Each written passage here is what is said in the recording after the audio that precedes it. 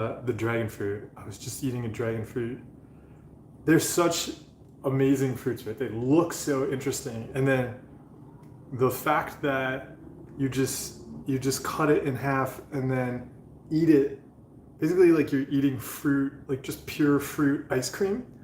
It's just loaded with fruit smoothie. It remains one of my favorite fruits. Because also when you see them, they look like a fruit you would expect to see on some alien planet, but they're here on Earth. So I will take care of my dragon fruit later. I like to always have a dragon fruit in the house. I like to see it. I see it there and I'm like, oh, that looks delicious. And so especially right now, like this dragon fruit is a local one. It's amazing being able to access fruit like that so easily. And so a moment to appreciate it, a moment to recognize a lot of people really struggle to get any fruit, to access any fruit at all. For so many reasons in the world, people can't get to it. So we should really appreciate when we can access something as amazing as a dragon fruit. I hope everybody is doing well on their adventures with human brains through a world that can be really challenging. So often we will blame or label problems in our heads when we're having very natural reactions to the world around us. And we understand that so well with physical fitness. Right? If somebody throws something at you and then you have a wound on your body from that thing they threw at you, we don't label you as having a bleeding disorder or having holes in you. But when it comes to mental health, we do that all the time to people, which makes it really challenging. Street Fighter. Hello, welcome. For anybody who is joining Brain Tech Support Live for the first time, we explore how to have a human brain with all of the thoughts and images and voices and feelings and strange physical sensations that a human brain can throw up. We explore how to have those experiences, how to want to get good at having those experiences rather than trying to get them away. Recognizing that so many of the challenges with mental health arise from hating on experiences that are just human experiences we can have in our lives. So if you have any challenges, any questions you want to share, any successes on your adventures of doing the things you really value, feel free to share them. Throw them in the comments and we will explore. I know, so one of the things that I've been exploring, in addition to eating fruit, which is always like a key goal. Lately, I've been doing a whole bunch of projects, but I noticed I was trying to do too many projects at once. And so being able to take a step back from trying to do too many things, and I was, enjoying all of the things I was doing, but that was also part of the problem. So not prioritizing them, not looking at what was going to have the biggest impact or even just what needed to happen first. And so this week has been a useful week of just noticing, I was trying to pile in too much stuff at once. Let's prioritize some of it. Let's move some of it off the to-do list. It can wait until after some things, and then I'll also focus on some things and get them done. The DEA, you said, I have a new OCD thought these 2 days. I bet you do not. OCD is the way we interact with thoughts. The topic of a thought, that's changing all the time. But that's just having a human brain. Philosoph said, how does sexual orientation ERP when you also want to quit porn, but porn provides the best exposure? No, it doesn't. Yeah, Philosoph, that's a complete misunderstanding of ERP and sexual orientation OCD. There's absolutely no way that you'd be using porn as an ERP exercise. That's probably more likely just a reassurance exercise and just a compulsion. Because ERP is going to be about cutting out the compulsions. But there it sounds like you're just doing a compulsion. Julia said, do you have any advice on how to approach dating when you have ROCD? I feel it is so hard to act value-based when you're also expected to find out how you feel about someone. Yeah, so especially when we may have noticed on our dating adventures that the brain throws up all sorts of feelings that may not be accurate or useful, especially if you've run into the compulsions in ROCD around checking if you feel something and you don't feel it. When we get wrapped up in checking for feelings, we're usually going to create the opposite feeling. And you can see that, like, a classic contamination compulsion would be an example. If somebody's checking to get a clean feeling, they're only going to feel more and more contaminated. Also, if we're checking to have a right feeling in a relationship, checking that we feel this kind of perfect, clean feeling, we're only going to have the opposite. So, yeah, one of the things I often suggest to people to explore around dating is to identify some indicators you can use that are actually objective, where you can say, okay, here is something I want to give in a relationship. Here's something I want to grow in a relationship. Are we growing that? Are we doing these things, these actions that are part of a healthy relationship? So that you can look at that, because the brain will throw up all sorts of feelings. It can throw up really great feelings to get somebody into a relationship that's really unhealthy. It can throw up lots of terrible feelings that may make us leave a relationship that's healthy. Because the brain's just sitting there just waiting for the compulsions. Whatever is going to get us doing more compulsions, that's what's going to throw up. So yeah, one of the things is to, you can grab a piece of paper, exercise I often give to people, I share with clients all the time. Yeah, write out, what do you value growing in a relationship? Like really concrete stuff. Like, what do you actually want to build in a relationship? What are the actions you do in a healthy relationship? So that then you help yourself by looking at those. Are we doing the things that are part of a healthy relationship? Okay, we are. So is it possible my brain is messing with me?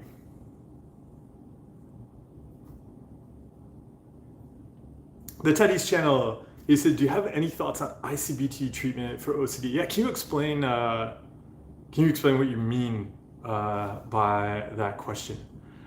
There's all sorts of treatments people will explore. A lot of it also has to do with who you're doing it with, right? Like lots of people, for instance, lots of therapists will say they do ERP. And so, yeah, if you go online, you might see a lot of people saying like, oh, you should do ERP. But yeah, lots of people do ERP with a therapist who says they do ERP, and the way they do it and the types of exercises they're doing aren't actually helpful for that person.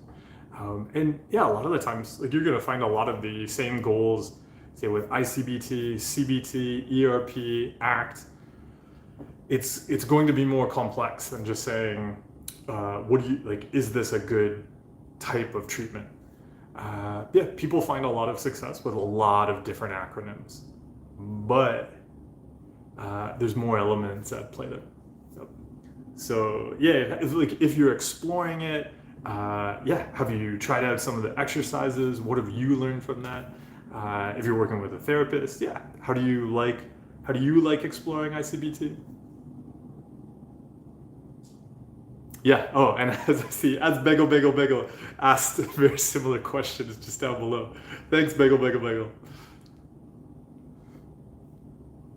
Michael said, speaking of strange human brain experiences, during meditation, I've had a lot more pleasant physical and visual experiences.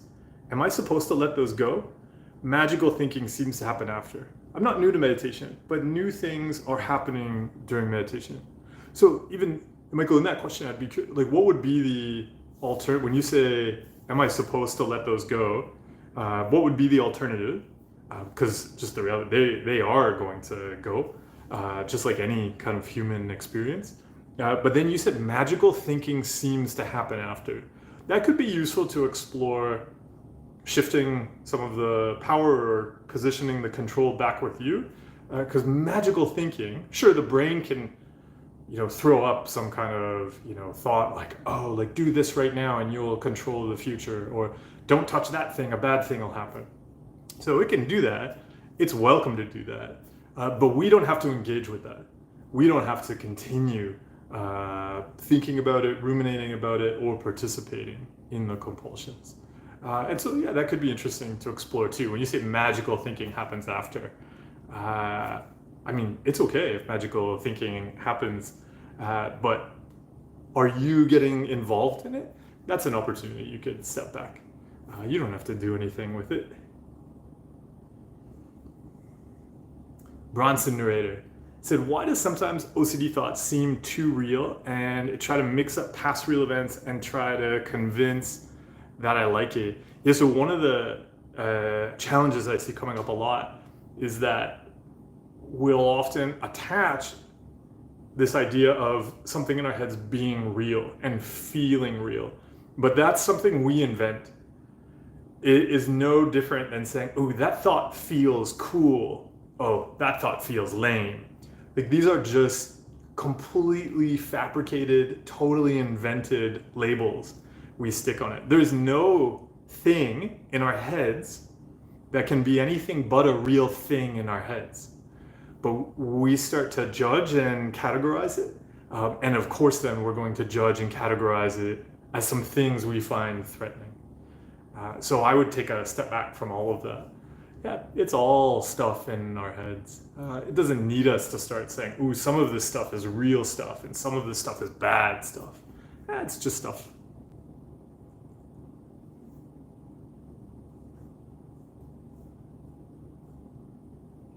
Fills up. Yeah, when you say using imagination for ERP, I'm not clear on how you're doing ERP. That wouldn't be how I would approach doing ERP.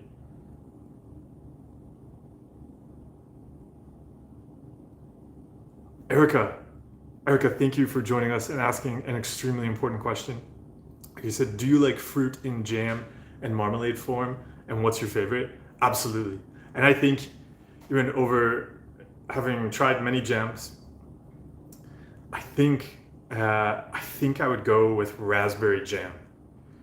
Raspberry jam is there's something about the tartness, but also the deep red color that's just so delicious. And so trying many different types of jams over there, I'd go solidly on raspberry jam. It's delicious. It's kind of like having raspberry pie filling in a jar that then you can just spread over bread. That's amazing. Do you have how are you feeling today about jams and marmalades? And I don't know, like, it's interesting actually, because dragon fruit, it's almost the consistency. It's like a spread. Like, it's almost like jam in a fruit, but just not as sweet. The DEA, he said, I've observed my chronic obsession, and while some have faded, ignoring them entirely doesn't guarantee freedom from future ones. Can they resurface at will? Yeah, I don't know what you mean there. But because even ignoring them entirely doesn't guarantee freedom from future ones.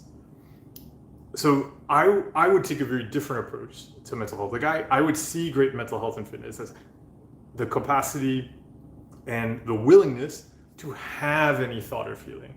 So there would never be a goal that I would see as useful to somehow prevent a thought happening in the future. Like, I would see that as guaranteeing it's going to throw it up, because the brain just wants the compulsion. So if you're going to do these compulsions to try to clean away thoughts, then of course it's going to give them to you, especially if you're seeing that as a good thing. If it's a good thing to clean away bad thoughts, then in order to be successful, you need more bad thoughts. So if that's the goal, like, that goal is going to guarantee they keep coming back.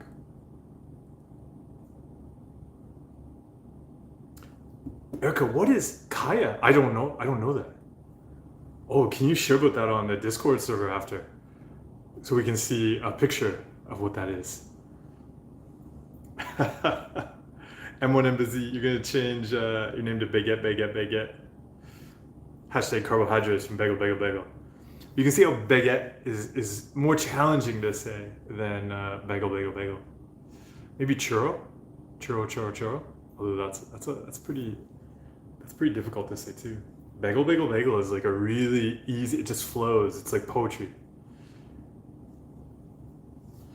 Vox said, I suffer from a lot of nightmares and mix the dreams with memories. I find myself checking it constantly all the time and driving me. Oh, why does my OCD seem so strange? Oh, your OCD is not strange at all. Keep in mind that OCD is the way, so the checking.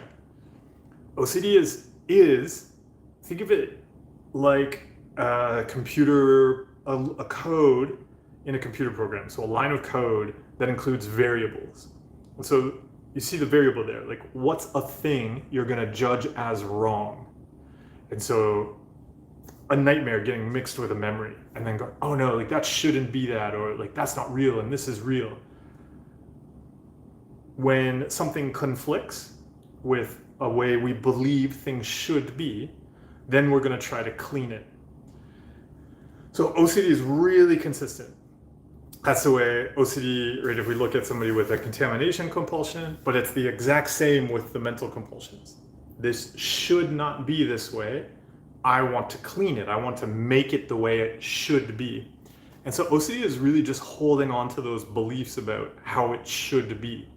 Then something happens that conflicts with the belief, with the shoulds, and then we jump in and try to control it.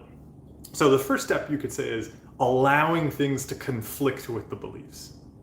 We just say, okay, actually I'm no longer gonna clean this. It's gonna happen, it's gonna feel wrong, I'm not gonna like it, and I'm gonna allow it to be there. But then we also explore, okay, how do we also change those beliefs we're holding on to?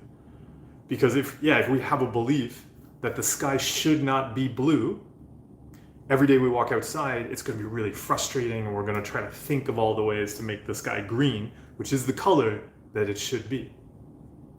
Vicious said, sup Mark, I've been having lucid pretty much every night and they're super vivid, give me some derealization when I wake up.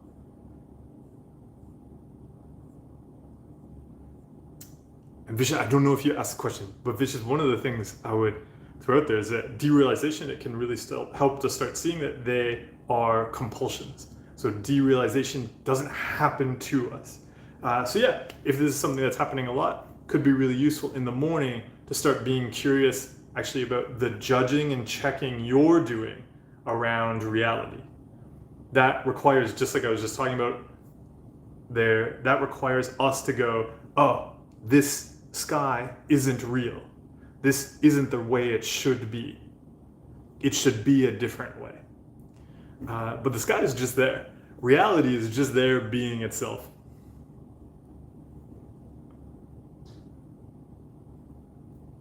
That's the Ace Raven.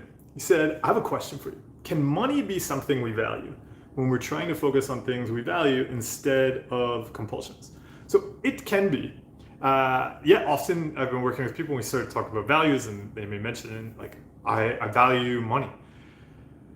And I always say, that's fine. If you value money, then why are you doing all of these things which are actually leading to you losing money or not making money, you're not getting paid to ruminate, and we look at that value, if that is what somebody values. But we'll also explore if they believe certain things are going to come after money, because it's also very common that people are using money as this magical thinking ritual. If I get this money, then people are going to like me. If I have money, then I'll be safe. Then people won't hate me. Then I'll be able to get this thing I want. Or then I'll be able to start doing the things I want. So it's also really important to look at that, because if it's just this magic ritual and you're trying to get something with it, then the brain is going to just keep making you chase after it again and again and again. And the ritual will never be enough. And Big Bagel asked, great question there. And what do you value doing with your money? Money is probably not a specific enough value to be useful.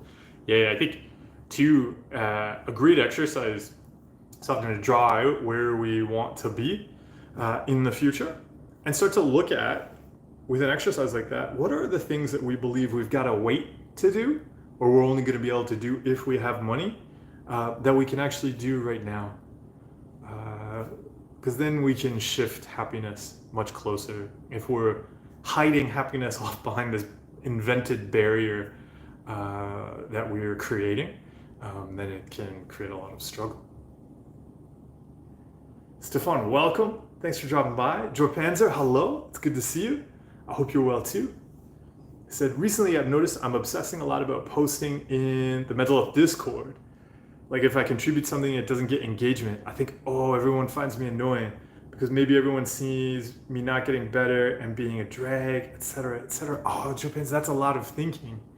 Yeah, you can totally share. I think one of the things as you're approaching the mental fitness Discord server, it really helps to make it about giving. But that includes giving what we're struggling with, giving just something we're doing right now, and then not needing to check for engagement. Anytime, this really, I say this to everybody, anytime you're using social media, approach it as being about giving. If you go on there to get, the brain is 1000% guaranteed to tell you you're not getting the thing you're trying to get, and then it's really a struggle. So yeah, please go on the mental fitness Discord server and annoy freely.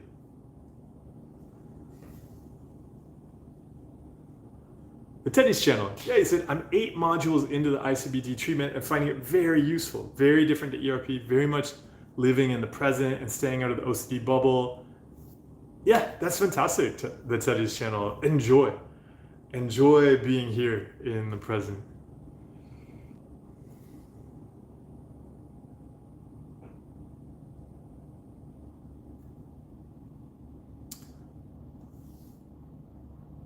Bagel shared about their money values right now. They said, my recent dollar values or money values are 1, carry small bills and purchase water so I can hand away to houseless people in my neighborhood, my city, and 2, I like to spend my money at Palestinian, Middle Eastern restaurants. Bagel, thanks for sharing about that. Thanks for sharing with your city.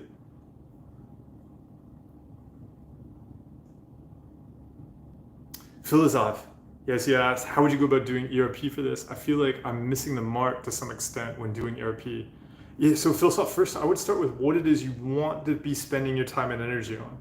And then you look at, okay, how is the compulsion I'm doing getting in the way of that thing I want to be doing? And then you set up the exercise based on what is that thing you'd rather be doing. And then you practice as you go towards it. The brain's going to go, no, we got to go do this compulsion. And then you practice not doing the compulsion. So yeah, first I would always look at what do you want to be doing? Where do you want to be going? Then setting up the exercise to go there. On the way there, the brain's going to be like, because that's going to create the exposure. And the brain's going to be like, what about this thing? And then we go, yeah, what about that thing, brain? Congratulations. And then we go and we do the thing we want to be doing instead of the compulsion. Oh, okay, yeah, you said raspberry jam is amazing. Lately, I've been enjoying orange marmalade. It tastes so sunny.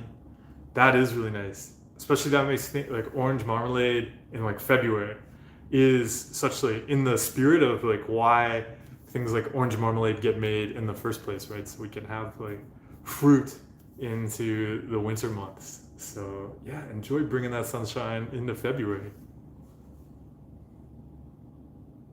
Julia, it's great you started exploring writing down values. You mentioned something is really common.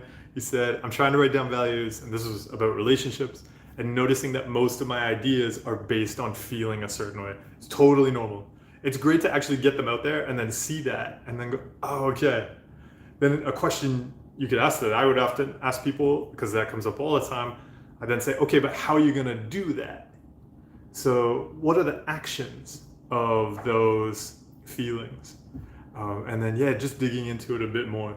It's really natural. We're looking for those feelings, right? Lam Desai said, hi, Mark. I know it's not something related to OCD or intrusive thoughts. What do you think of the Jungian shadow? Oh, I find it interesting that you would see them not as related. So yeah, I would say like I don't have any particular thoughts on it, but yeah, usually when people bring up like the shadow and that kind of like psych context and stuff, I would see it as very real. It's often that type of thing that we might end up talking about when we're talking about intrusive thoughts. Why is the brain want to protect you from this? What are the goals? Uh, where did this start? Where does this come from? So yeah, I wouldn't see it as disconnected. But yeah, I don't usually get into like a very particular framework like that. Like there's so many different frameworks you can explore in the brain world. Stefan said a big thing you talk about are normal compulsions that one doesn't realize they do all the time. Could you give us an example or two about very normal compulsions you didn't realize at first? Yeah, there's so many of them because really it becomes basically everything.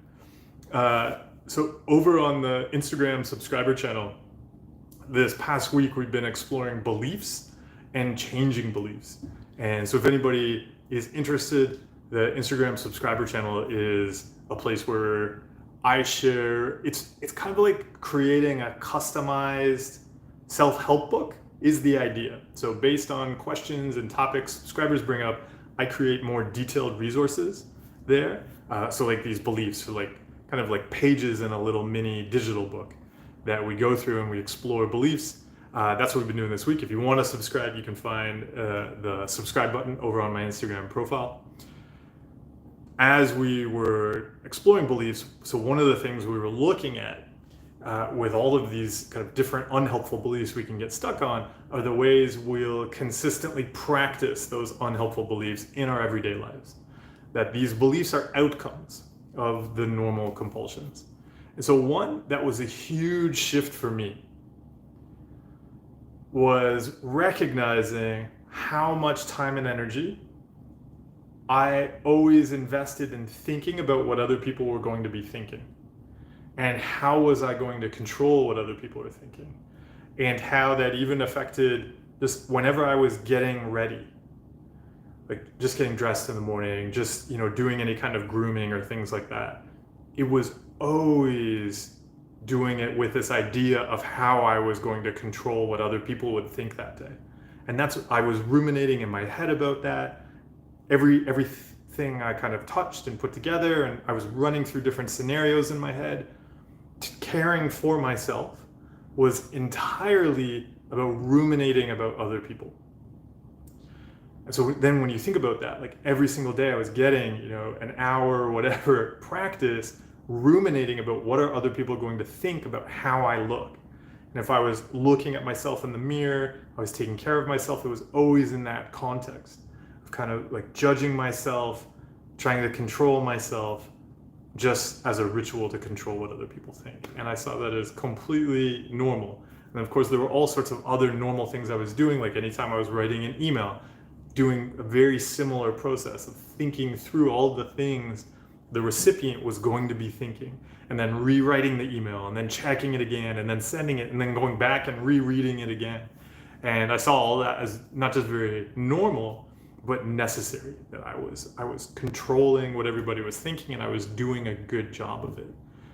So yeah, that could be one of the ways to see something like that. Yeah, but in recognizing it was in everything. Right, I pretty much did everything to try to control some kind of fear, and saw that as very normal.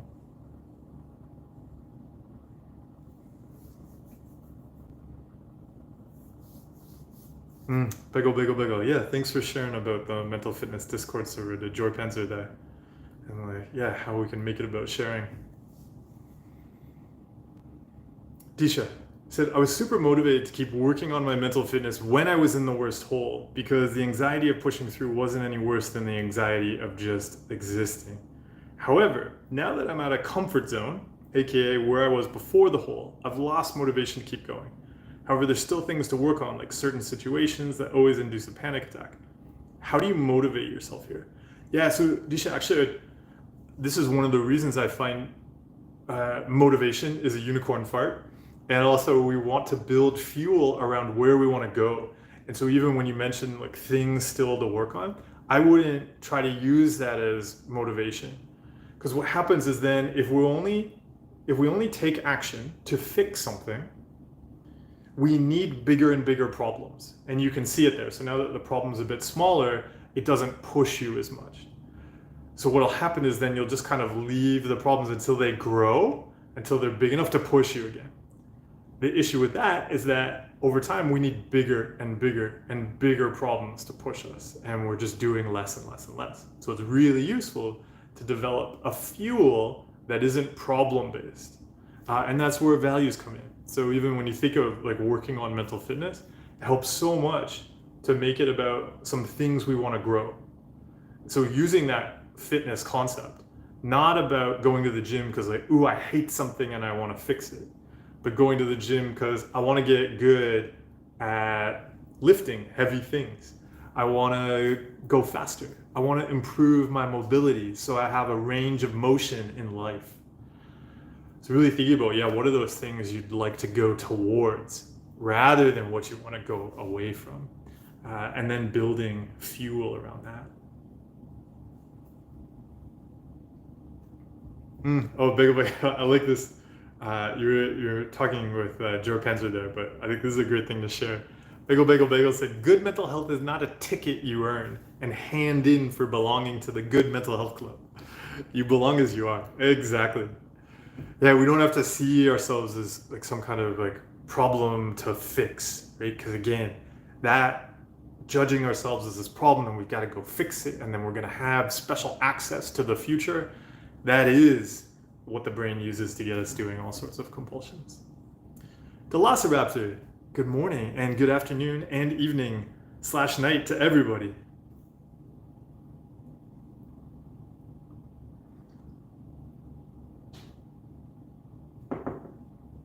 Julia, he said, and then, so another question, how much, if at all, do I communicate about my ROCD? I feel like I'm communicating too much right now as a compulsion, but I also value being honest. I find it really useful, just like we were just talking about there with values, to communicate about what we want to grow and where we want to go. Because our judgments about honest for the brain, it's just going to be whatever is going to help it do compulsions.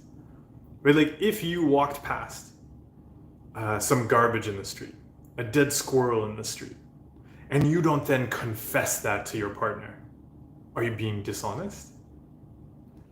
There is no difference between seeing a dead squirrel in the street and seeing some intrusive trash in your mind, right? In the street of your mind. It was just lying there. Maybe the trash was about the relationship. It's still just trash. If we look at that, we go, oh no, I have seen trash and that piece of garbage, it has a heart on it. Oh no, I've seen garbage and it's about the relationship. I have to go and confess this. I have to talk about this. Is that the thing you want to talk about? Or do you want to be talking about what you want to build in the relationship?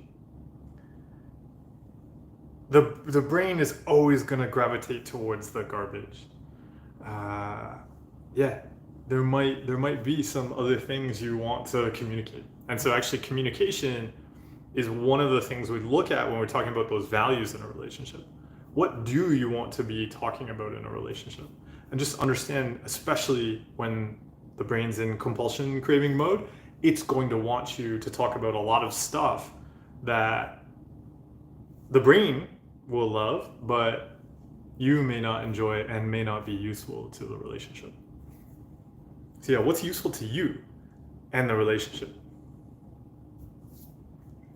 Khan, you say, great to see you as always. It's good to see you too. The girl I'm flirting with disappears for very long periods, often weeks, but keeps reassuring me it's just her being busy. I like her a lot. Should I walk away? Because so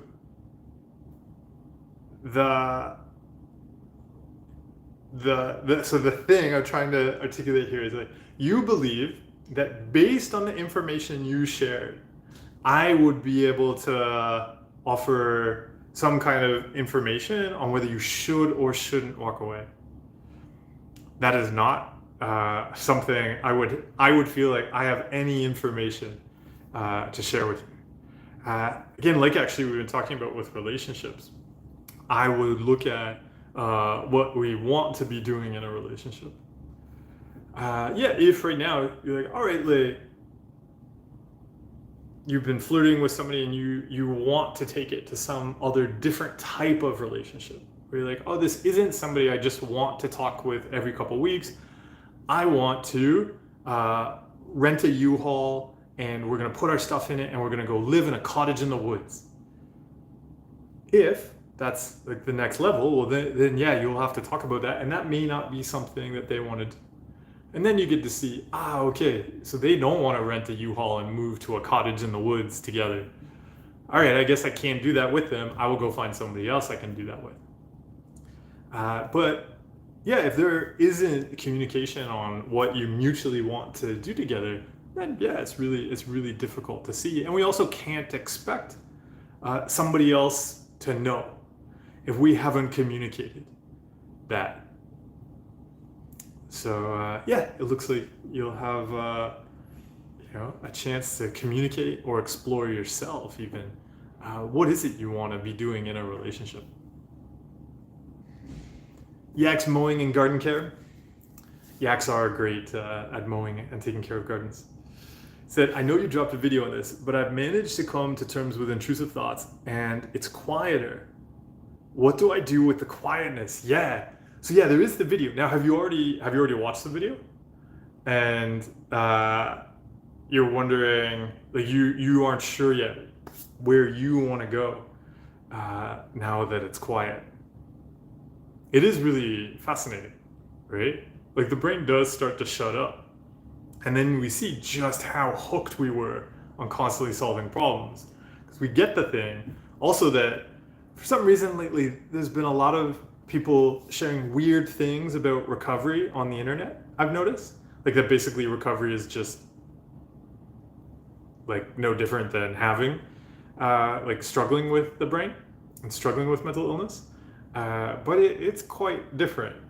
The brain does start to act very different. But then if we're so hooked on always like solving stuff in our brains, it's really difficult at first.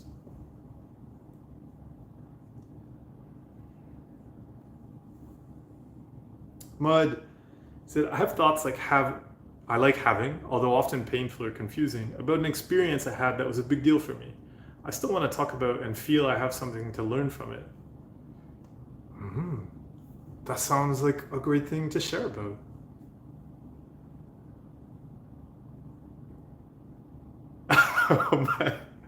And then you put down below, great question by me. I guess that's with the mad question mark. Yeah. Yeah, it's because I can't say normal because I always describe all normal things as quite mad.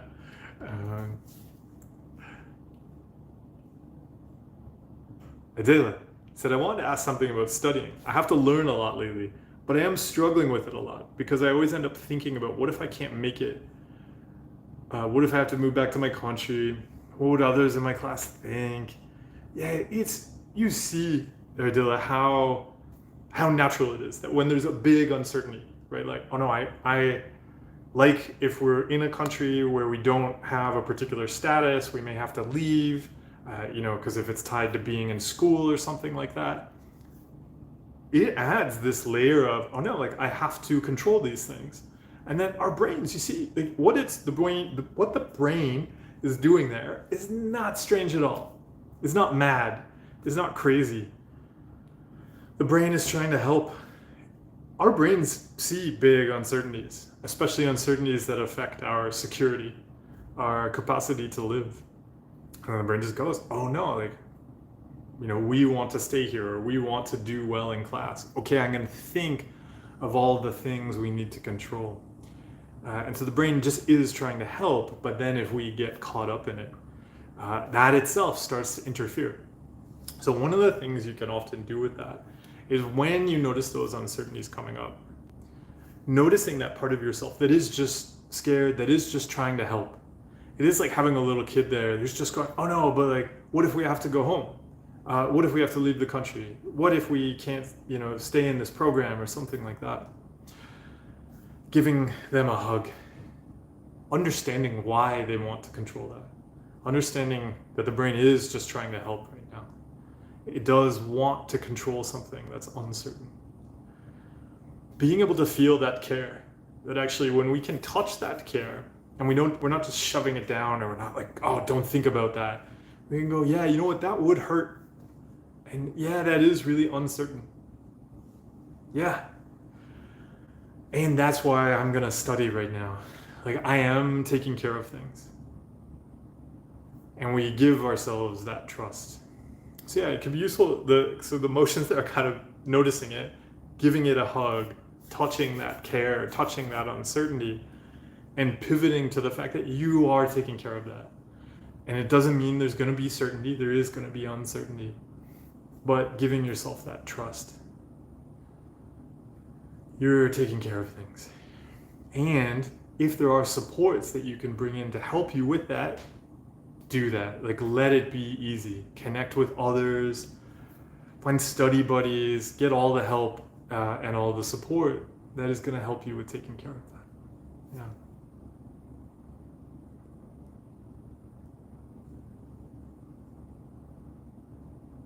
Fred Beard said, I find myself in periods of a few days where I'm able to sit with the uncomfortable thoughts and feelings that are then followed by periods of not being able to.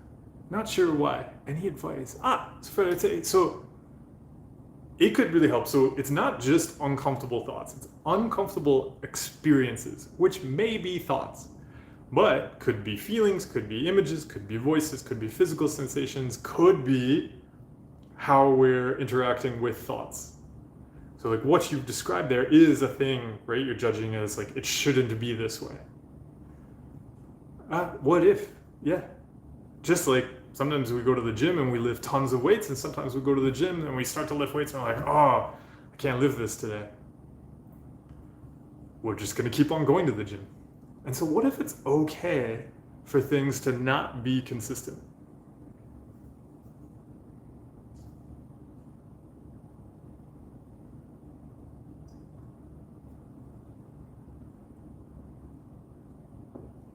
Luca said, my main compulsions revolve around doing simple activities, like turning on my PC, washing hands over and over again because of an intrusive thought popping up and making the action feel contaminated. How should I go about it, with ACT or ERP or both? Yeah, so I would say you could look at combining ACT and ERP here. They're really going to be the same thing, but I find the usefulness of ACT is just adding in that values piece. Saying, look, but the exercise is gonna be really straightforward. It's gonna be saying, look, I want to turn on my computer with any thought or feeling. And I'm not then going to like turn it off again. I'm not gonna redo anything, whatever the compulsion is. We're gonna have the contamination, we're gonna invite it to sit down with me, and I'm just gonna continue. That I find sometimes is where the value can be useful. So that ACT piece of like, and I'm going to continue because I want to use my computer to do this right now. Like, so if it was me, I'd say like, hey, I want to sit down on my computer and share mental health tools. So if my brain's like, no, you gotta stand up, turn it off, start it over again, open that program again. We're like, no, that isn't gonna help me share tools. I'm going to turn it on. We're not gonna redo anything. I'm gonna go straight to sharing with other people because that's what I value doing. And if there's some contaminated thought here, it's just gonna have to sit down and watch me. So enjoy. Michael. This is a different Michael than the Michael who asked the question earlier. Said, struggling with practicing mindfulness and cognitive diffusion in the moment when with someone else. Difficult internal experiences seem to demand my attention in the moment, taking me out of the conversation. It feels like a chicken and egg. I want to give my attention to another person, but to do that, I need to get in touch with my breath. Oh, but doing that takes my attention. Oh, yeah, so I'd ask, why do you need to get in touch with your breath to give your attention to another person? And can you give attention to somebody else well distracted? Because if that's the experience you're having, that is the experience in the present moment. Max said, you and our mental fitness community on Discord have helped me a lot. Well, thanks for being part of it. Said, I still keep getting new intrusive thoughts, but I'm trying my best to not argue and ruminate and focus on values. That's great. Vessel, hello. I hope you're well too. Vox, it's an interesting take on garbage in the mind. Is there an element of being comfortable with being uncomfortable or letting go of control, do you think? Absolutely. Like the way I often describe it is it will feel like driving an out of control truck down a hill with no door and no seatbelt, and the steering is like backwards and wonky and the brakes don't really work, and wanting to get good at that. It's like wanting to be the champion out of control truck driver in the world. And so you can imagine it's not going to feel good. It's not going to go in the direction we want it to. And like, so at the same time wanting to get skilled at that. That's what it feels like. Like, and pretty literally, like not just as a metaphor. Like picture what that will feel like. That is what it will physically feel like.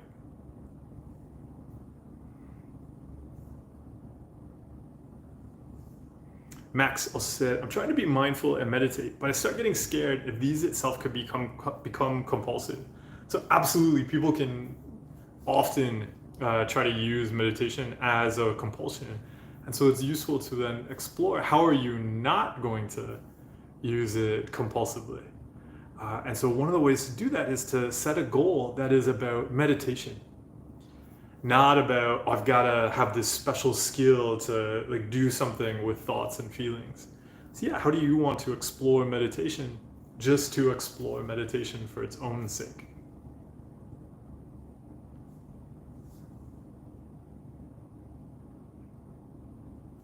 Oh, Erica. Yeah, so can you talk a bit about practicing right speech in a way that is not compulsive? Thich Nhat Hanh says that right speech helps lessen fear and suffering in others, but I don't want to use speech as a way to try to control others and their. Sorry, I was burping there as I was going to say feelings. I had a feeling in my chest. One of the things that really helped me exploring this is this question I often share about, like, what do we want to give?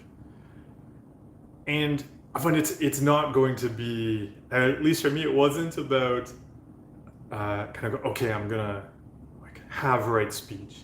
I'm gonna have it figured out, and then we're gonna go have conversations, and they're gonna be right. It's definitely been more of a journey of noticing, actually, when I would be trying to say something because I was trying to get something, and starting to explore, what do I want to give? So yeah, the way I explore right speech is through the question of, what do I want to give?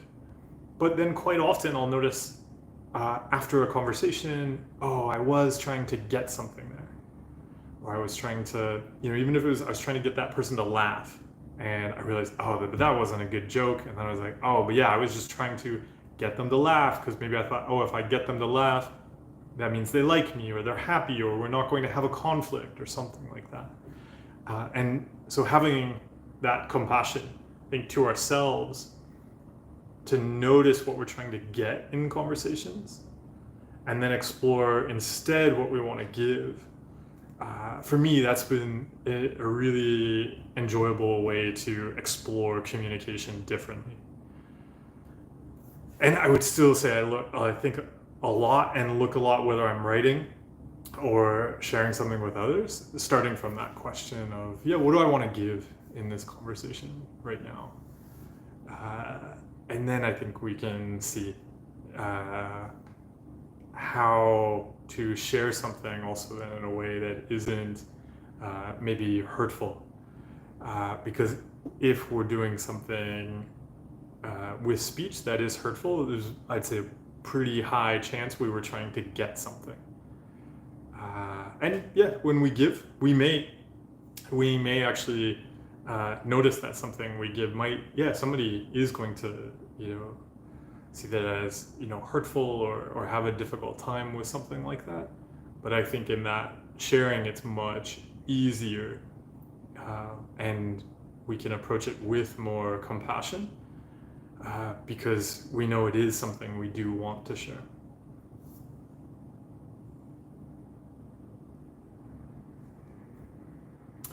Shresha, they said, what does recovery from mental health challenges look like on a day-to-day basis? This is a question I've already answered to you on Instagram, and I do not understand the question.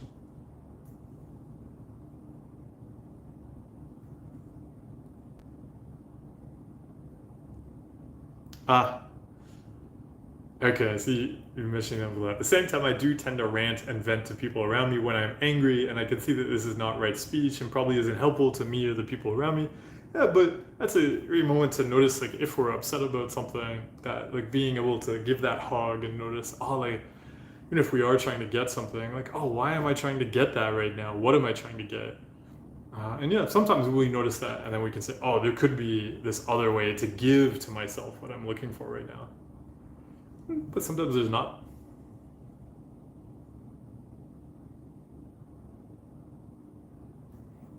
Ace Raven said, let's say my girlfriend and I get into an argument, and I'm left with uncomfortable feelings that I don't want to feel between us. To be honest, I don't know what to do. Have you ever experienced that with OCD? Also, Ace Raven, I'd be curious, why do you have to do something? If you had an argument, it makes sense you'd feel uncomfortable.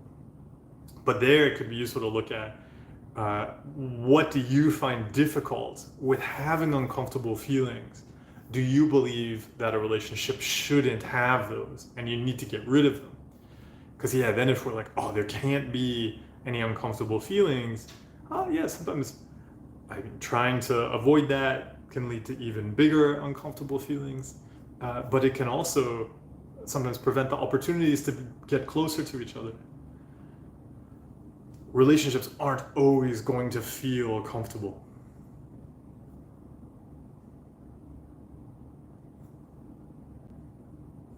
Yaks mowing and garden care. Enjoy it. Yeah, maybe check out the video, and then if you want to ask a question underneath the video as you're exploring that other direction you want to move in, then we can chat more about it. Theodora, you said, how to set values when starting a new relationship, a new potential relationship. Yeah, I would identify, even just writing out. And so even taking a step back from the potential relationship and saying, in general, for you, what actions are part of a good relationship? And starting there.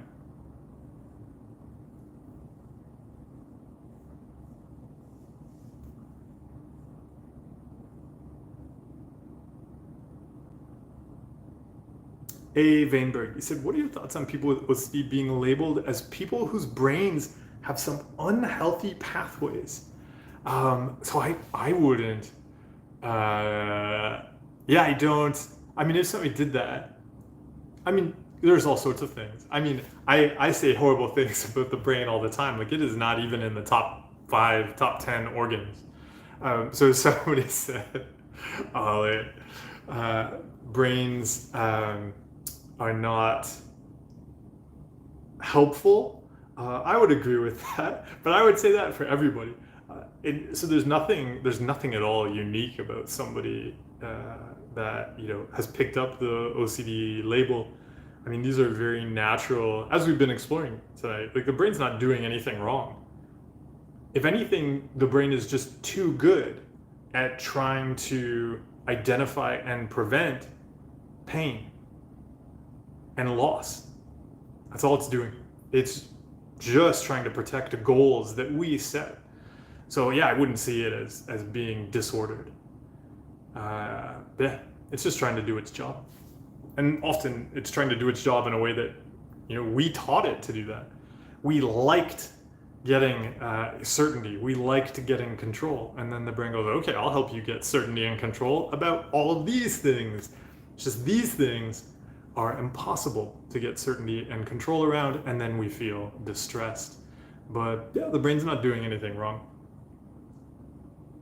Taj, he said, I'm trying to bridge the gap between checking and avoidance. I no longer check my dog for tumors, which is good, but I noticed I've started avoiding looking at certain parts of his body, a compulsion.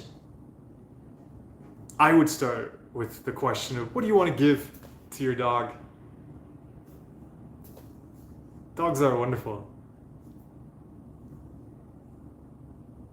Theodora said, I feel like I approach dating a new person in a very OCD way, and I get sidetracked from all my other values and activities and focus all my time and headspace on that person.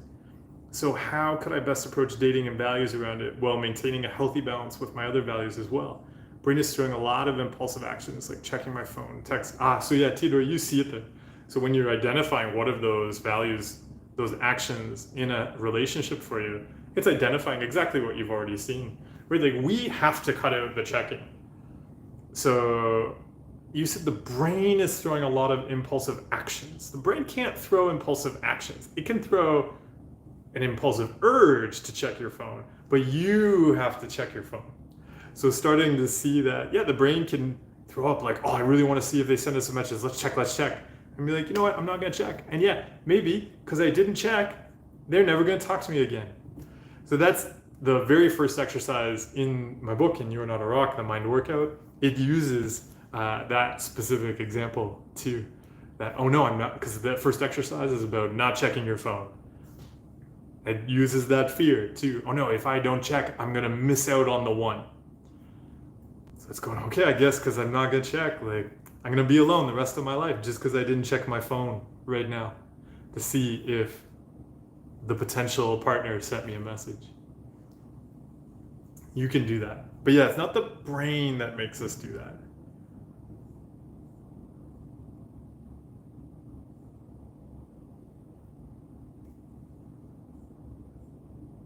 Jake. Oh, Jake, thanks for the kind words, man. Said, I was curious to know your view on how you'd advise approaching women that you find attractive in a day-to-day life if you have approach anxiety.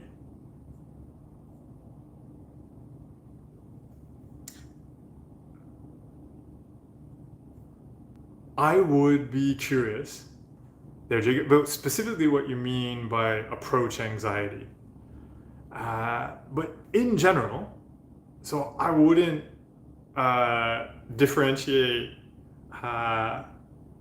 like putting people in different categories and be like, ooh, like, and this person, how am I going to approach them? But instead, starting from a place of, what do you value giving to people in the world? And that could be a more useful place to start from. Because if we're approaching a person with a goal of getting, then it's always going to create a lot of anxiety, a lot of uncomfortable feelings, etc. So first, if you took a step back from that and just looked at, what do you want to give to the world, to people in your community, to people around you? Starting to explore that, I think you'll find what you want to give to other people that you meet who are also in your community.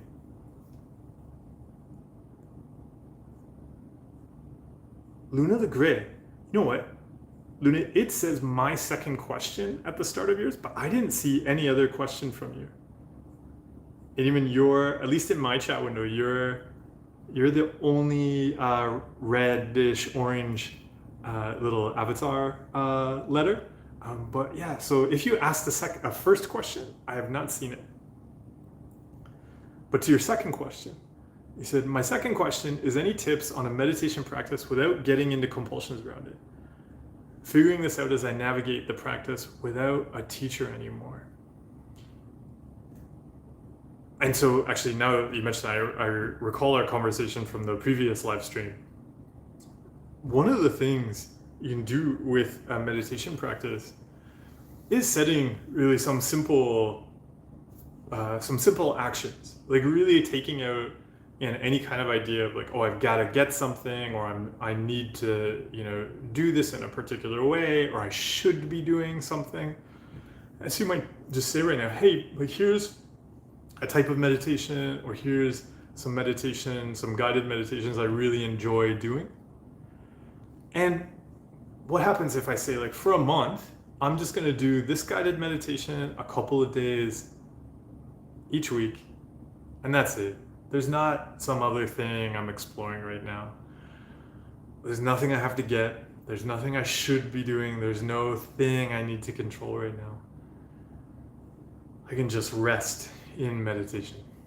And so, yeah, it might be if there's, something like a deep relaxation or a body scan meditation that you enjoy, like something that is really comfortable to rest in. Yeah, what if you just explored that for a month?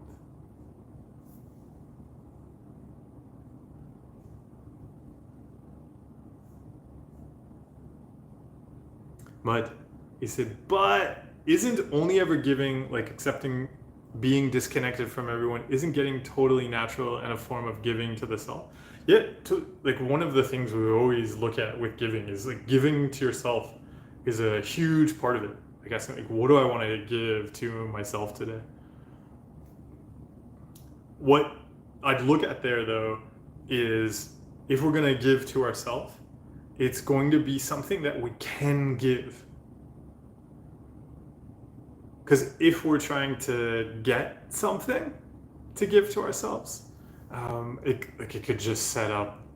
Like I would actually expect my brain loves to do that stuff like that, because then it's almost like the brain knows we're not going to get the thing we were looking for, so then we can't give to ourselves.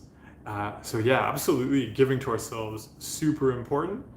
And I would really like there's an area where I'd be really suspicious of my brain, and I'd really make sure I was giving to myself in a way that was totally doable. How's that sound? George Panzer.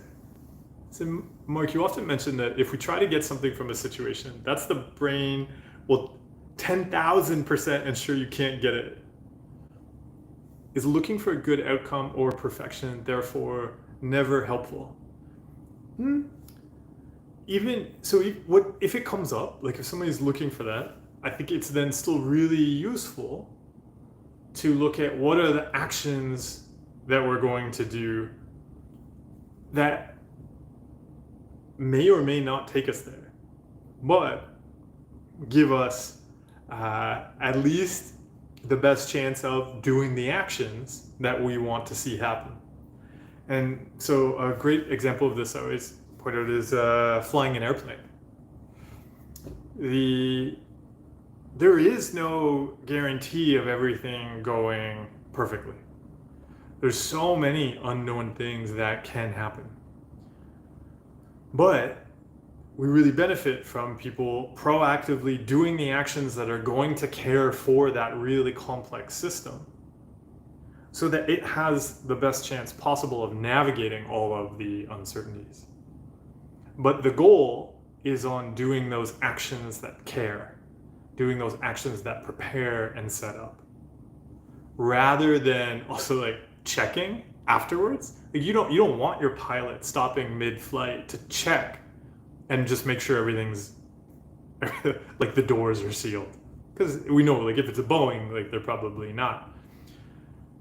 It's got to happen before, it's got to set up, and then we go to it, making it again about actions that we concretely specifically do. We're not trying to get a feeling of whether the plane is safe. We've got to have like actions in place that are conducive to safety, like flying on an Airbus plane. Max, you're heading out. See you later. Shasha, you said, what are your go-to tips to make engaging presentations? Actually, so when I start a presentation, I start by identifying 3 things I want to give, and then lining up everything to do on the presentation with those 3 things I want to give. And so that also streamlines making it, but then there's I would say a greater chance, not guaranteed, but a greater chance that those 3 things are going to get conveyed to the audience. Sharon, good morning. Jisha, hello. So my question is how to have opinions regarding different subjects like politics when I think I'm being judgmental. Yeah, when you say how to have different opinions or how to have opinions regarding, what do you mean? Because it sounds like, and you already have opinions. Oh, Lux, I appreciate you stopping by. Thank you. Theodora, you're welcome. Thanks for stopping by. Pacific Ocean.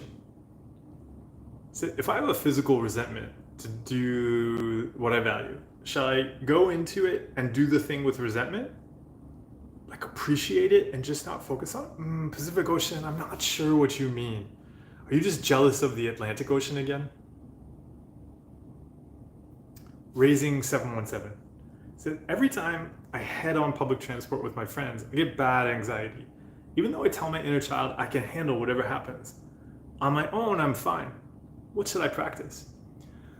Well, raising, so one, could it be okay to get bad anxiety? Right? Because if you can make space for it, that's probably going to help cut out some of the compulsions around checking that are going to create it. But then also it could be really useful to explore, like, what are you afraid of losing in those moments, or what are you trying to control? That might point in the direction of some of the things to look at.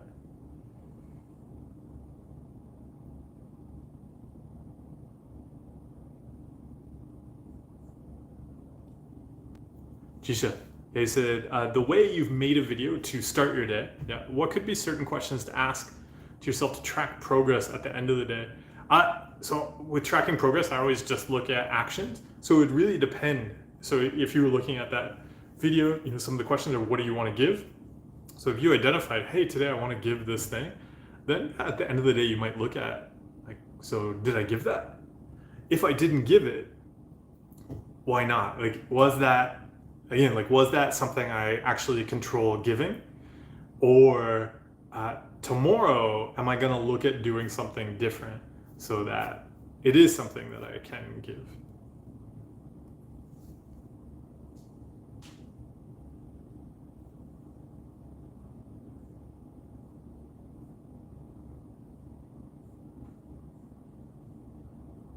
Loki said, I felt a bit down and sad after feeling better from OCD and anxiety. Now I'm constantly checking my emotions. By the way, I love your You're Not a Rock book. Oh, thanks for reading it. So yeah, Loki, what would help to not check your emotions? It's really natural. So yeah, if you've got You're Not a Rock, it's really natural that as we're cutting out the compulsions, right, we throw out the old engine. And so that's why the book is split into two halves. So if you go to part 2, that's all about building that new engine. Because yeah, the old engine was all about checking and fixing feelings. And so it is really natural when we throw that out that we are like this car that now has no engine. And we know the old engine was polluting and nasty, but it did push us really quickly. So now we've got to build a new engine. The new engine, once you build it, it goes much faster, much further, and doesn't throw out all the pollution of the old engine. But it takes time to build. So yeah, it could be really useful to revisit that section of the book. There's a bunch of exercises in there to help with starting to look at what are the pieces of that new engine. Then it's about practicing them when the brain's pushing you to check feelings. So yeah, brain, actually, I want to have any feelings, so I don't need to check them. And we're gonna go and do some really fun adventures. Vegan Knowledge, welcome. Rosen, thanks so much for the donation. Said, stopping by quickly to say thank you for everything you do. I don't have a question, and I usually watch the stream during the week, during work hours. That's the way to do it, Rosen. Have an amazing week, everybody. Oh, Rosen, thank you so much. Oh, look, there's even, it looks like I have a like button now, but when I press it, it just tries to focus on the screen. But Rose said, I'll send you likes through the digital ether. Thank you so much. I really appreciate the donation and you stopping by. This week you caught the live, but yeah, you can totally save the rest of the video so you have something to do during work later this week. Enjoy that. Thanks a lot. Veganology. It said, "Your Killing the Monster video has truly helped me. I've had a great, amazing week of doing the things I want to do without compulsions. I typically have 200 a day, 90% less. Looking forward to none soon." Hey, enjoy not giving the monster the compulsions. Oh, the Pacific Ocean. So has admitted to being jealous of the Atlantic Ocean. But he said, "I feel resentment when I want to do sports or study languages. So shall I embrace this resentment and do sports and study in spite of this resentment?" So yeah, there's two things I'd look at. So one, yeah, the resentment indicates there's already been some compulsions going on. If we've done the compulsions and the feeling is there, then we're going to practice having the feeling. We're going to say, okay, this feeling's here, it's coming with us then. And yeah, you're going to go do the sports. You're going to go and study. Invite the resentment to join you. It's your study buddy, it's on your team now. But it's also going to be useful to look at how it's getting created. So I always describe this as like hitting ourselves in the face with a frying pan. That resentment, that implies there's some belief there, there's some shoulds, there's some judging going on, and so something is then contradicting the beliefs, and then the resentment comes up. That process in there, you can pull that apart. To start though, it's going to be about just starting to see the machinery. So how does the resentment get created? Think of it like a factory. What is the machinery? Looking at beliefs, looking at judgments, looking at goals, the shoulds and the shouldn't. How does it get created? And so at first, just being curious about that. And while you're being curious about it, you're going to take it with you wherever it shows up. But then after you start to see the machinery, then we can start to make changes around it and pull it apart. Vegan knowledge said, "It's true, the less you feed the monster, they begin to get less and less." Totally is. Oh, Vegan knowledge said, "Thank you for everything you do and your videos. I appreciate it." Oh, Vegan knowledge, thank you so much. I'm glad you're finding it useful. I feel kind of bad for the monster, but it's going to be fine as a tiny little monster. And Joseph, thank you so much for the donation. I really appreciate it. Oh, it looks like other people can like the donation, so thank you for other people liking it, since I can't tap on it now. Joseph, this is your first time sharing a super on a live stream. I appreciate it so much. Thank you. And Kimberly too. Oh, and Kimberly, flowers, coffee, and donuts. Oh, this is very kind of you. Thank you so much. Thank you, both of you, for joining the live stream and sharing that support. It really helps. Yeah, so thank you. I appreciate it.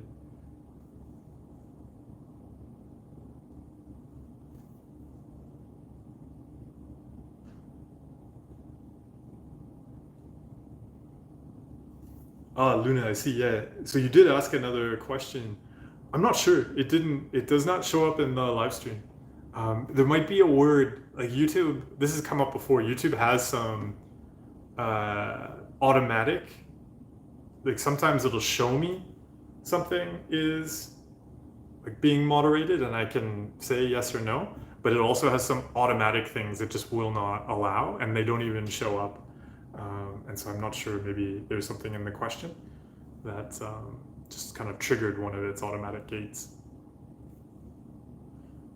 Like if you said something negative about donuts, doesn't even show up. Erica said, "You've talked about your past fears of running out of resources. How did you work with this? Lately, I feel like I don't have enough time, enough energy, money, all the usual suspects." Yeah, so I think part of it is just kind of like we were talking about earlier, because the question that came up earlier about studying and like, what if I won't be able to, continue in my program? What if I can't stay in the country? That kind of thing. Very similar to what happens with resources. We have such a natural tendency, I think, to be quite aware internally somehow of resources. And of course, just wanting to make sure we have enough and being afraid of not having enough. Of course, that's probably very natural for so many animals. Even right, it's something we see. Even if anybody has a pet, so many animals will resource guard, even though they live rent free in your home, and you just shower them with treats and toys, and they're like, what if I lose this? Very natural that we have difficulty with that. I think part of it is giving it that hug, but then also finding those ways that we can say, look, I am taking care of these.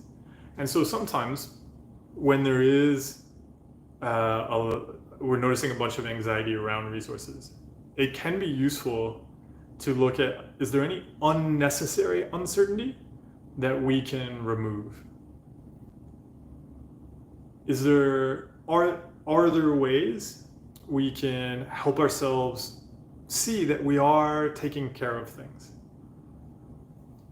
And what that might look like if it's resources, something like that. Maybe because with resources like money, we've just kind of left it very reactively to, if something comes up, then I go and I pay the bill, or if I get this email, or I'm like, ooh, do I have enough money in this? And then I go and check.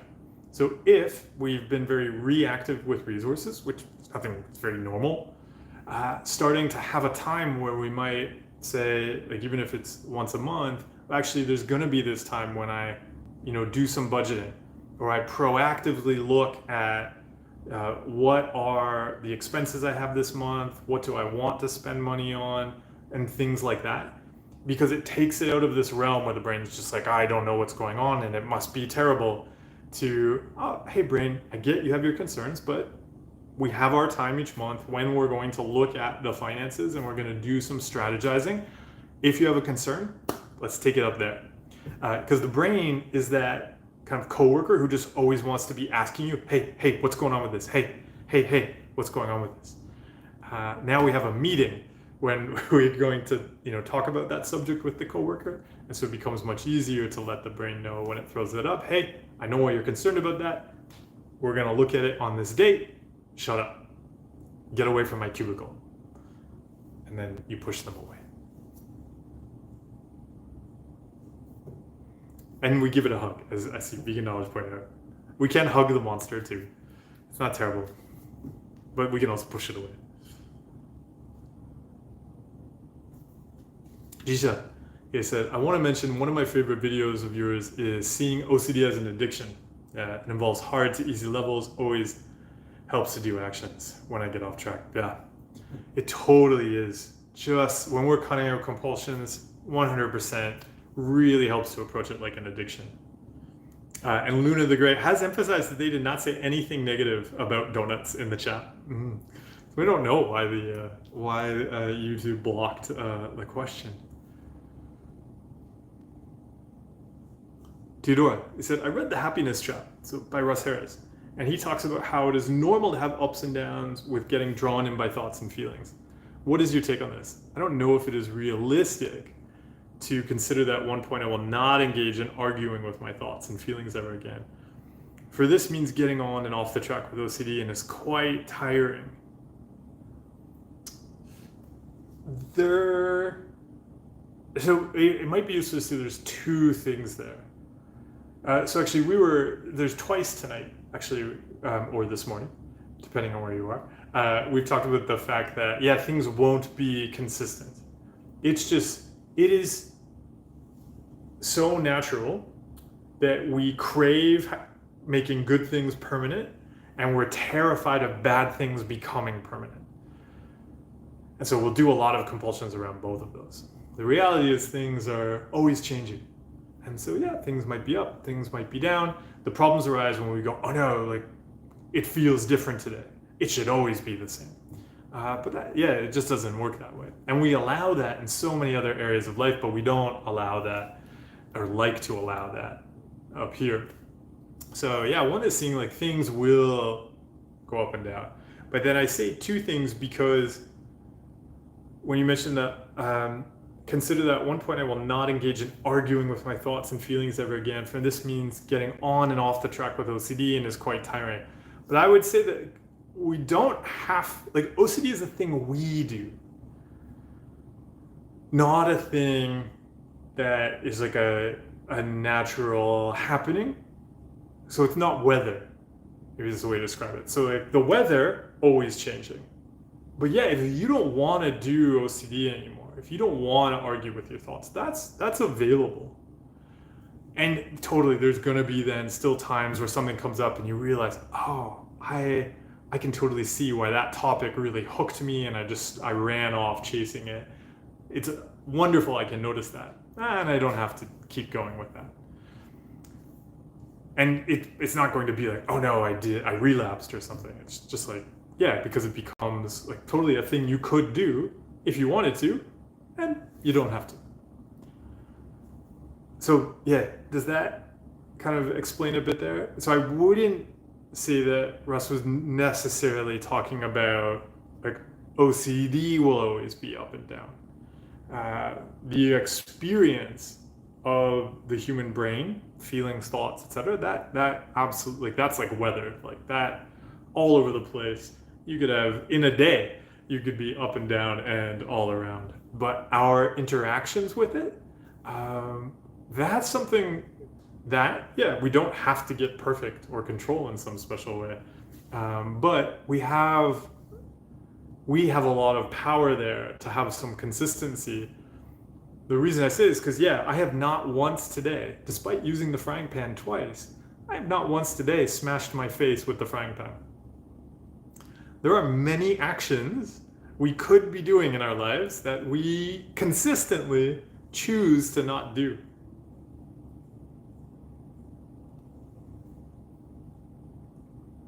Typical Steve 86. Yeah, he said, what is the difference between processing something and OCD? Because if there is something to process and you ignore it, it actually grows. Yeah, I don't know what processing means. I was joking about this recently on the Instagram subscriber channel, that like when I hear that somebody mentioned processing emotions, I just think of those square slices of processed cheese. Like you're just gonna jam your emotions in a sandwich and you're gonna eat it, and emotion processed. Yeah, I don't know what processing an emotion means. Kimberly, yeah, he said, I have your Domo monster video memorized before I learned not to rewatch videos. Why is it okay to reread books but not rewatch videos? I didn't say it was okay to reread books. I think maybe rereading books if it's like a history book and we're getting ready for Jeopardy and we really want to know like the history. I mean, I used to reread The Lord of the Rings and the Silmarillion every year. And that was really good for like Lord of the Rings, like Middle Earth trivia. But I don't reread them anymore. Yeah.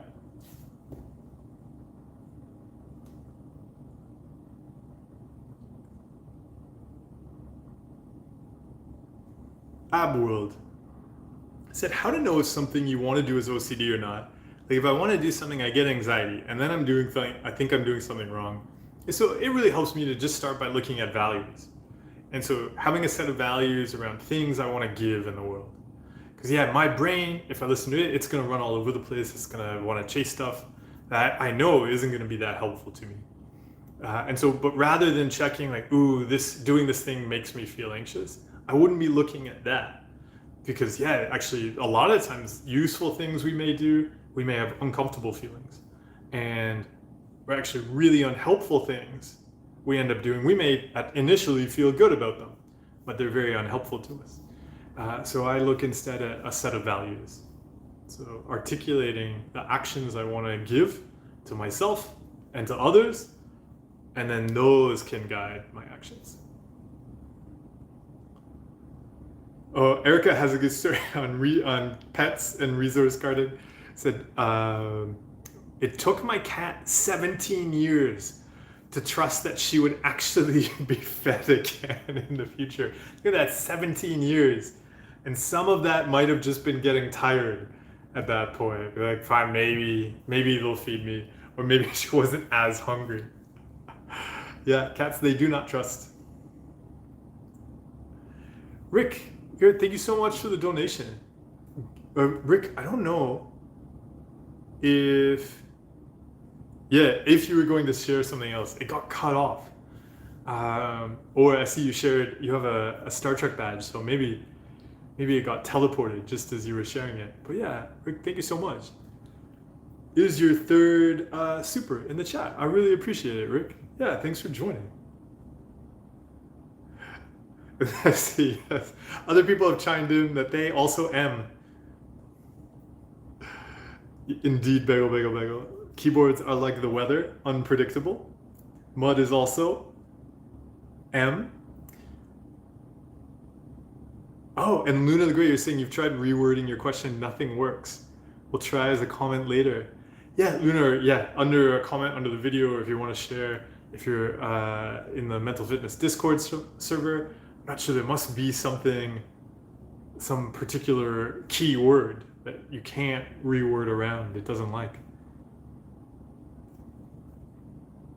Typical Steve, yeah, he said, is it possible that OCD about health unleashes continuous, really strange physical sensations around the body? Part of concern. Should I also not pay attention to it? It is 100%. It is such a fascinating area, right? Our brain is in charge of how we perceive our bodies, the feelings we have in our bodies, and it loves compulsions. Whatever is going to get us to do compulsions, if it's physical sensations. Because I know for me, yeah, after had taken care of all sorts of compulsions around, fears and anxieties and stuff like that, my brain totally moved on to my body and throwing out uncomfortable physical sensations, stuff that was also often very real. Like, I used to have all sorts of digestion issues. I don't anymore.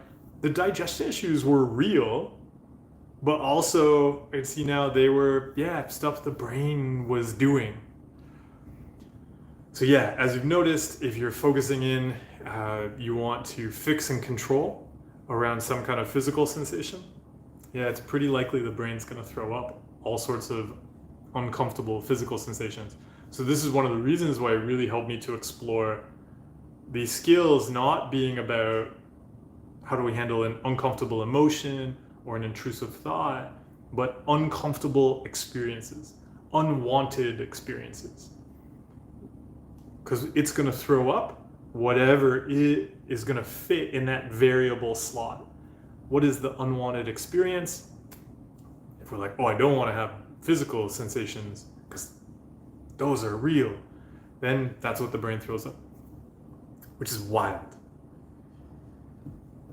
Stephanie said, how would you go about building healthy habits? I gave up scrolling on my phone for a month, but now I'm right back as addicted as I was before. It definitely contributes to my low mood and anxiety. Yeah, so one of the things I find really useful with the phone is, again, this has come up a lot, but identifying what we want to give, having some really clear values around that, and then using it for that, but at first cheating at it. So an example of cheating at it is, so I often suggest this to people if they're going to be working from home. At first, go to some other place like a coffee shop or something like that, work a bunch, write up something that you're going to do for some work when you go back home, but only go back home for, say, 30 minutes. Do the work you prepared, and then leave again. And then gradually over time, increase the amount of time spent at home, probably alone, but using, your computer to do actual things you want to do. You can take the same principle with your phone. At first, sticking the phone in a drawer or something, and only taking it out to give something that aligns with a value, like sharing with some friends. And then going, okay, I shared with friends, I'm done now, I'm going to put it back in the drawer and put it away. And then, so you might do that for a week where it's quite restricted, but it's not eliminated. You're still using it, but you use it just the amount that you know you can use it successfully, and then get rid of it. And then you just gradually increase that over time. But we're choosing to use it the way we want to, and then putting it down and walking away, and not going after the way the brain wants to use it. And then so allowing that to build gradually. But yeah, you're also, as you're doing that, you're practicing demonstrating to the brain that you identify the goal, you set the intention, and then you line up your actions with it.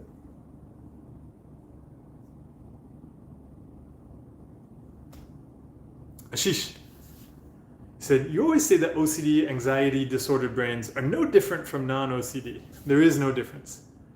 this seems to be really untrue because non-OCD brains don't go through the obsessions and anxiety. So isn't it more helpful to recognize, no, our brains are somewhat different, and then work towards recovery in spite of the problem? Yeah, if you find that useful.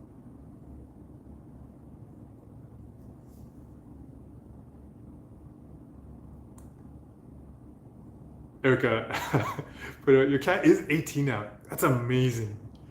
And he said sleeping is a priority. Oh, that's so sweet though. She probably dreams about how many times she's been fed. She's like, that's been a good amount of times. Ignacio said, this is not a mental health question. I want to start reading Japanese writers. Do you have any recommendations? The only one I know is Murakami. Yeah, so maybe you're talking about Murakami Haruki. There's also Murakami Ryu, like Ryu. Interesting writer as well. So one of his most famous books is Coin Locker Babies, but he has a bunch of others. Of course, there's a really rich, massive territory to explore in Japanese writers. I think one of my favorite Japanese writers is Tanizaki Junichiro. And so he's kind of a writer around the, I guess what we say is like a modernist period, like really when Japan was, early, I don't know if he was around in the 1800s, but early probably late 1800s, early 1900s. Like that era, like the big transition, like following the Meiji Restoration, and then like this rapid modernization in Japan and the end of the kind of samurai era. Really, really great writer. The reading, if you want to explore Japanese writing, and a book that is just incredible in the history of writing, is The Tale of Genji. Because when you read The Tale of Genji, if you approach it, anybody doesn't know, it's written by Murasaki Shikibu back in like the year 1000 and something. Like the example that you'd often hear is like it was written when the Normans were invading England. So they're invading England and eating like pickled herring on stale bread. Meanwhile, over in like Heian era Kyoto, there's like the stuff that's happening in The Tale of Genji, like it's all just writing poetry, and serenading people to the moon. At the same time, it's also for one of the first novels, it's considered, in the world. It contains narrative structures and writing techniques that we may also associate with like postmodern novel writing. It was so far ahead of its time. It is an incredible, fascinating piece of literature. So go. You can also, if you want to start with Japanese writers, you can start with the first one, the first kind of fiction writer who was writing in Japanese. So also one of the things that enabled Murasaki Shikibu to write The Tale of Genji was that she had learned how to read Chinese because her father was in the court. I think I'm getting that right. But then also this is around the time where unique Japanese script was invented, and it was referred to as woman's hand because the women, so especially the women in the court, needed an alphabet because Chinese characters and that kind of realm of literature was very gate-kept by the men. And so you also then have at that time this development of this different alphabet, which was kind of cultivated and refined by the women in the court. And that's then what Murasaki Shikibu uses to write kind of the first Japanese novel. Mm-hmm. So that could be a place to check out as well. Have fun with it. Yeah. And there's so much more. Like that even like just scrapes the tiniest bit. There's so many authors, just amazing authors in Japan.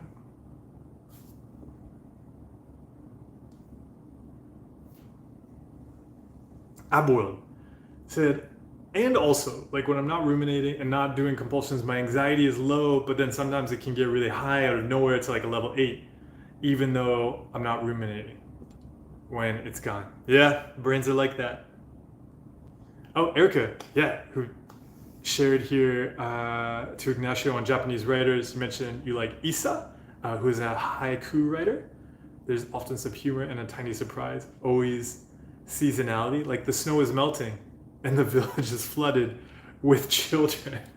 Yeah, that's not where I thought that was going. And then Erica pointed out, yeah, Murakami writes his novels in English and then translates them into Japanese. Interesting, right? Yeah, I've read a lot of his books. I really enjoy them. Jisha said, I wanted to share my progress as well. I'm talking to everyone these days. I have so many no-ones from every age, from being an anxious introvert. I'm loving the change to sometimes being an anxious extrovert. Well, enjoy that, Jisha. Oh, Bagel. Checked out some Murakami recently too. Amy Jane said, I'm on a football match now. I said, I'm gutted I can't join in. I just want to say thanks so much for everything you do. I've started your book and seen improvements in my life. Oh, thanks for joining to share that, Amy Jane. I appreciate it. I hope you enjoy the football match. Thanks for dropping by. And yeah, enjoy the extras in the book. If you have any questions as you're going through it, please do share.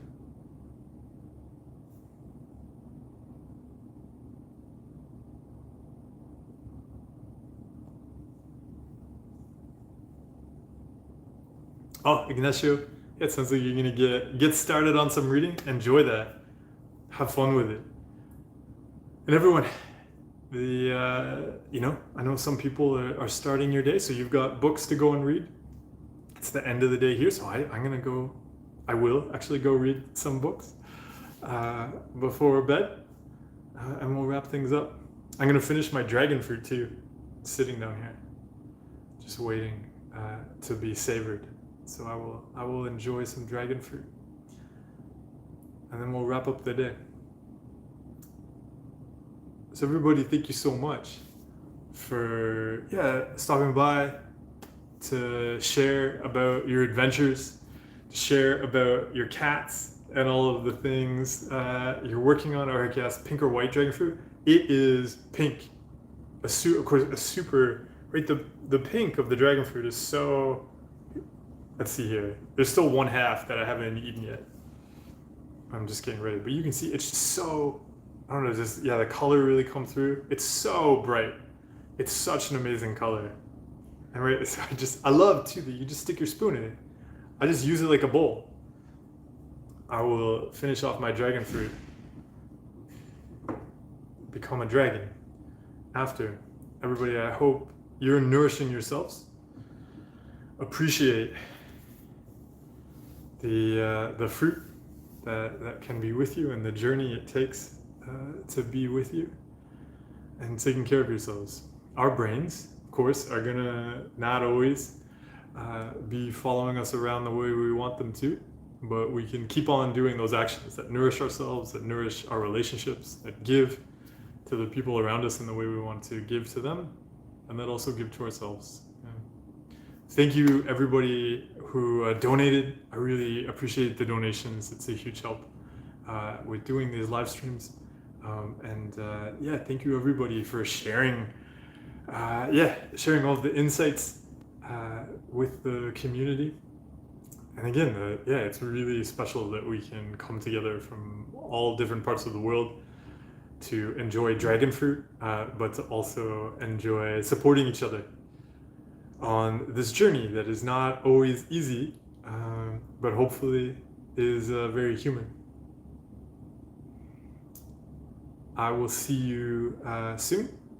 If you have any questions, throw them in the comments down below the video. If you want to join the Mental Fitness Discord server, of course, reach out through an Instagram DM or through my website. Hi, you just joined. Hello. We're just getting ready to wrap things up. Oh, Velociraptor just donated. Oh, thank you so much. I appreciate you sharing that and joining us today. Oh, yeah, really, the donations really help with doing this work. And so, yeah, thank you so much, everybody, for the support. Okay. Thank you. Bye. Yeah, we're just getting wrapped up. I hope you're having a good day. Everybody, yeah, have a great day. And yeah, be kind to yourself out there. Be kind to your brain. It is only trying to help. So, yeah, thank you so much, everybody. Uh, and yeah, Yak here, just sharing, was talking to my wife saying how it's so cool you're helping me in Australia from the other side of the world live. Something that just couldn't happen even 10, 20 years ago. Exactly. Like this, we would have just been kind of alone with these experiences and not realize how common they really are. So it is really wonderful that we can connect, that we can support each other, that we're all on the same planet right now with very different brains, but they're kind of similar, right? So let's remember that as we go about our lives. There's probably a lot of people around us with very similar brains. All right, everybody. Thank you so much. Thank you, everybody, for joining, and we'll see you soon.